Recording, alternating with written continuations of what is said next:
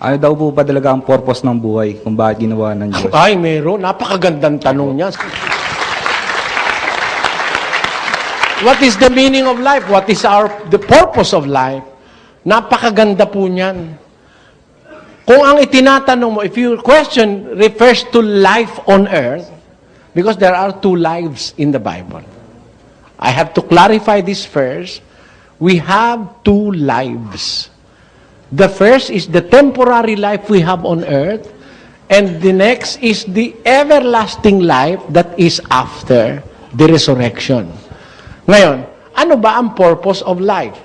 The best answer is recorded in the book of Ecclesiastes chapter 12, verse 13. It says, Let us hear the conclusion of the whole matter.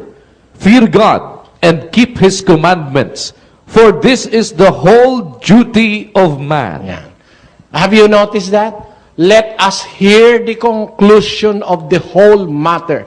This is the conclusion of everything that exists, everything we do, everything we enjoy in life, everything that we have, every resources that God have given us. The conclusion is this, that we have to fear God and obey His commandments, for it is the whole duty of man. Ito ang wakas ng bagay. Lahat ay narinig. Ikaw ay matakot sa Diyos, sundin mo ang kanyang mga utos, sapagkat ito ang buong katungkulan ng tao. Sa Kastila, ang sabi ron, el fin de todo el sermon es oído, teme a Dios y guarda sus mandamientos, porque esto es toda la felicidad del hombre. Wala nang ibang dahilan ng buhay, kundi tayo kumilala sa Diyos. After all, He is our Maker, He is our God, He is our provider, and He is our judge.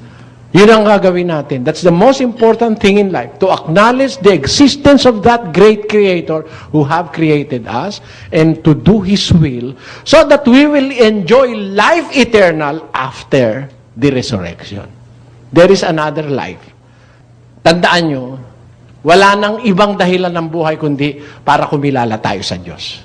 Sumunod tayo sa Kanyang utos para makasama natin siya sa langit. Wala na pong ibang dahilan ng buhay. Wala namang kwenta ang buhay kung ikaw mayaman ka. Maiiwan mo naman Ha? 40 milyong hektarya ng lupa ang pag-aari mo. Ang titulo mo, ganyang kakapal ang dami. Pag namatay, kaanin mo yun. 1 metro kudrado ka lang. Diba? What are you going to do with acres and upon acres and hectares upon hectares of land that you have accumulated, the vast wealth that you have acquired for yourself, whether in the rightful manner or in the wrong manner of acquiring wealth? What will that do to you? Sometimes it will even prejudice your salvation, your knowledge, your belief in God. When a people or when a person is very rich, he feels that he has everything in this world. He doesn't need anymore the services of people. And sometimes he feels that he does not need any more God because he is very much stable. Compared to the poor who always pray to God just for a breakfast. At night, God, our problem is the breakfast that we have.